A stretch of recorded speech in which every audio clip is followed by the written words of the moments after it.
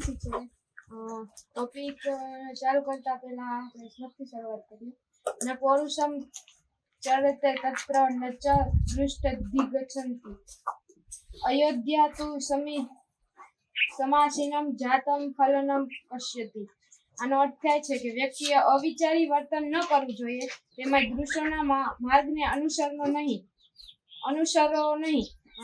શિસ્ત બંધુની ભૂમિમાં સદાચારી આચરણ દ્વારા સફળતા પ્રાપ્ત થાય છે. આ શ્લોક અવિચારી વર્તન અને નકારાત્મક પ્રભાવને અનુસરવાની સલાહ આપે છે. સફળતા અને નબળાઈઓને દૂર કરવી સ્થિતબંધ અને ન્યાયીઓથી આવે છે. મારા ટોપિકનું નામ છે મારી નબળાઈઓ. વ્યક્તિત્વ વિકાસના બે મહત્વના કાર્યો. પહેલું છે શક્તિઓનો વિકસાવીને અભિવ્યક્ત કરવો. આપણામાં જે શક્તિ રહેલી છે ને તેને કેવી રીતના બહાર દેખાડવી, કેવી રીતના આપણે બતાવી કે મારામાં આવી શક્તિ છે. અને બીજો છે નબળાઈઓને દૂર કરવી. આપણે અભિવ્યક્તિ એટલે કે આપણામાં જે શક્તિ રહેલી છે એને કેમ વિકસાવી અને આપણે નબળાઈઓને કેમ દૂર કરવી. આ બંને કામો સમાંતર કરવાના થાય, પરંતુ અગ્રતાક્રમ જ આપવાનું હોય તો નબળાઈઓને દૂર કરવાનો કાર્યને જ આપો. આ શક્તિઓને વિકસાવવાની અભિવ્યક્ત કરવી અને નબળાઈઓને દૂર કરવી, આ બે કામો ભેગા કરવાના થાય ને તો પેલું કામ છે ને નબળાઈઓને દૂર કરવાને આપવાનું. નબળાઈઓ આપણી ઉપલબ્ધ શક્તિઓને પણ શોષી લે છે. અભિવ્યક્તિ થતી રોકે છે. આપણી જે નબળાઈ છે ઈ આપણી શક્તિઓ જે બહાર નીકળતી હોય ને એને રોકી લે છે. જેમ કીધું કે હમણાં કે મારા મમ્મીએ કે દુકાન ખોલવાનો વિચાર આવ્યો અને પેલો પછી એ વિચાર આવ્યો કે મને લાગતા નથી આવડતું. એ એક વિચાર જે આગલા જે હારા વિચાર આવ્યા હતા ને કે મારે દુકાન ખોલવી આવી રીતના કરવું, ઈ બધા વિચારને આ એક વિચાર છે ને રોકે છે, એટલે એને આગળ વધવા નથી દેતો.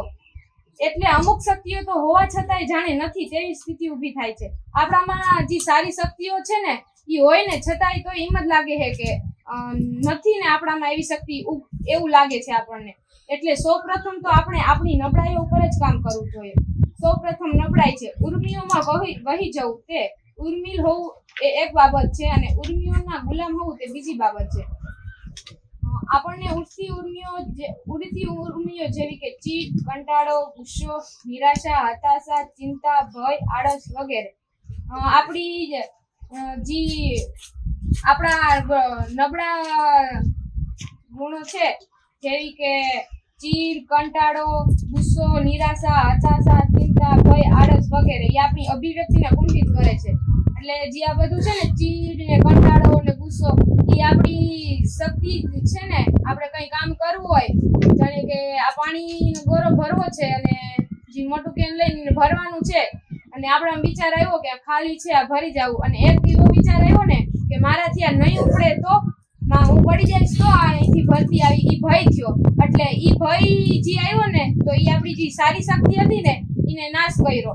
આ ઉર્મિ પાછળ જો કોઈ પરિબળ કે અંતબળ હોય તો તે જ છે પરિસ્થિતિ બદલાઈ શકશે નહીં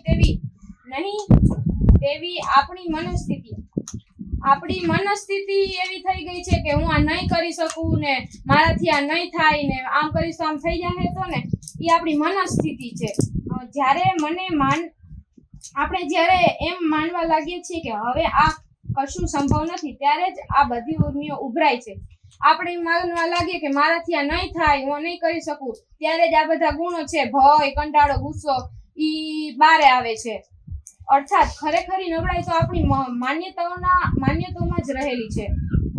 આપણી જે નબળાઈઓ છે ને કે હું નહીં કરી શકું ને નહીં થાય ને એ આપણી માન્યતા છે. એ ખરેખરમાં છે નહીં, એ આપણી માન્યતા છે કે હું નહીં કરી શકું. આપણે આપણા વિશે, અન્ય વ્યક્તિ વિશે કે પરિસ્થિતિ વિશે કે જગત વિશે કે કંઈ માનીએ છીએ તદ્દન રૂપ જ વર્તીએ છીએ. આપણે જે વ્યક્તિ વિશે કે આપણા વિશે જે માનીએ છીએ ને ઈ એના જેવું જ, એટલે જેવું હોય ને એના જેવું જ આપણે વર્તીએ છીએ.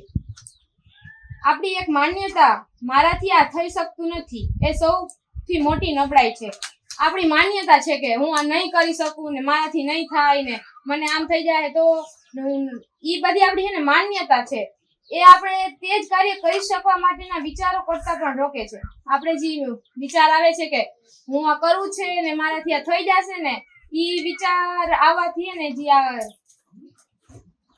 નબળી માન્યતાઓ છે ને એ આપણા વિચારને રોકી લે છે.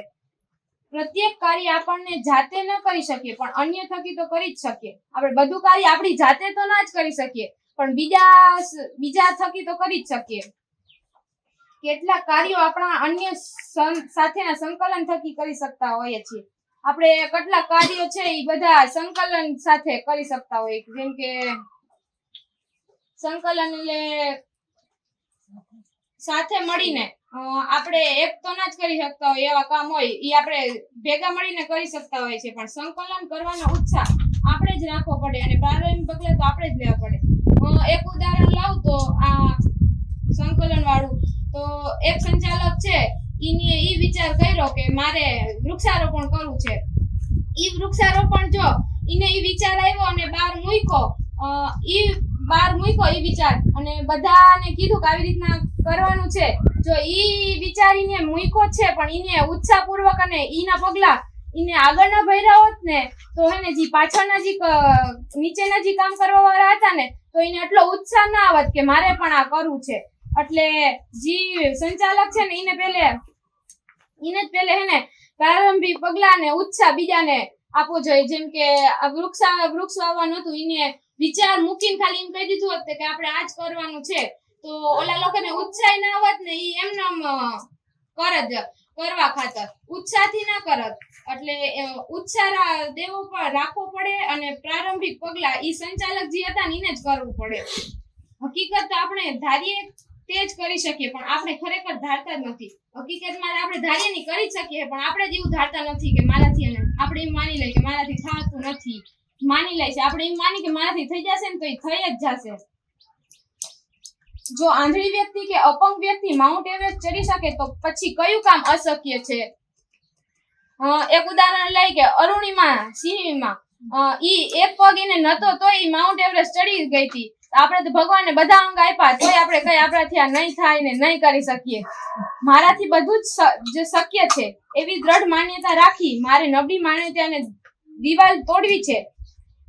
મારાથી બધું જ શક્ય છે એટલે હું બધું કરી શકી એવી દ્રઢ માન્યતા રાખવાની કે મારાથી થઈ જાય. મારી નબળી માન્યતાઓને દિવાલ તોડવી છે. આપણી જે નબળી માન્યતાઓ છે ને ઈ તોડી અને આપણાથી થઈ શકશે ને એવી માન્યતા રાખવાની છે. ગુજરાતીમાં એક કહેવત છે, કાળા માથાના માનવી શું ન કરી શકે જ્યારે ધોળા માથાના માનવીઓ તો પણ કરી શકતા હોય. જ્યારે કાળા માથાના માનવી શું ન કરી શકે, અમુક વૃદ્ધને તમે જોતા હશો કે એ બધું કરી શકતા હોય છે તો આપણે તો હજી યુવાન છે તો આપણે શું ના કરી શકીએ? મને કંટાળો આવે, મને ગુસ્સો આવે, આ કામ અત્યારે નહીં પછી કરીશ એવું મને વારંવાર થાય. હું ચીડાવ, નિરાશ થઈ જાઉં, ચિંતિત થઈ જાઉં, હું આળસી જાઉં વગેરે. આ છે મારી નબળાઈઓ. શું કરવું એ તો મને ખબર જ છે પણ મારાથી એ થઈ શકતું નથી. ઘણી વાર આપણે આળસ આવે, કંટાળો આવે, ગુસ્સો આવે, આપણે ખબર હોય કે મારે આ કરવું છે છતાં એ નથી થતું. ઈ આ આળસ આવે, આપણે કરવું છે જે કામ કરવું છે ને આપણે ખબર જ છે પણ ઈ થતું નથી, થઈ શકતું નથી. કારણ કે છે ને આપણે એકવાર વિચારી લઈએ કે મારા પેલા એમ થાય કે મારા કરવું છે પછી એમ વિચારી લે કે મારાથી થતું નથી. ઈ વિચાર આવે ને એટલે આપણામાં પછી આળસ આવે, એટલે આળસ થાય ને એટલે ઈ કામ થઈ શકતું નથી. એવી મારા વિશે માન્યતા છે. આ માન્યતા જ મારી સૌથી મોટી નબળાઈ છે. આપણે એવું માની લઈએ કે મારાથી થઈ શકતું નથી, ઈ આપણી સૌથી મોટી નબળાઈ છે. મારી નબળાઈઓ આમ તો ખરેખર બીજું કશું જ નહીં પણ હું નબળો છું એવી મારી દ્રઢ માન્યતા છે.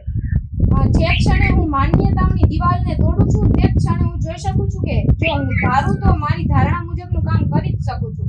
આપણે જે ક્ષણે વિચારીને કે આપણે ફ્રી બેઠા હોય તો વિચાર આવે કે આપણે કંઈક નવું કરીએ, જે નવું કરવાનો વિચાર આવે ને ઈ ક્ષણે આપણે ઈ વિચાર કરીએ ને તો પછી જે ધાર્યું હોય ને તે મારી ધારણા મુજબનું કામ કરી શકું. આપણે જે ધાર્યું હોય ને એ આપણી ધારણા મુજબ કામ કરી શકીએ પણ આપણી છે ને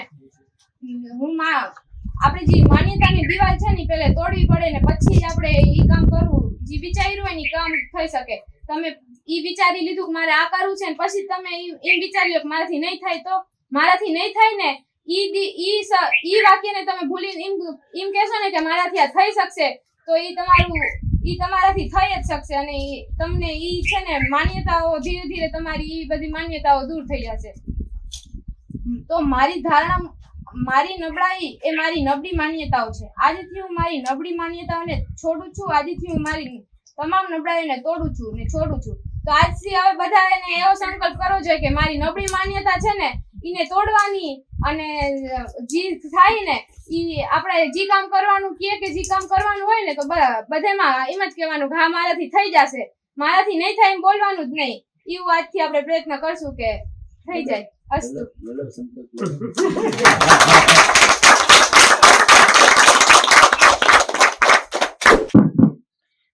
બધા પોતાનો જમણો હાથ ઊંચો કરીને બોલશે કે મારાથી બધું જ શક્ય છે, હું કરી શકીશ. કોઈ દી એમ નહીં વિચારું કે મારાથી આ નહીં થાય. અસ્તુ.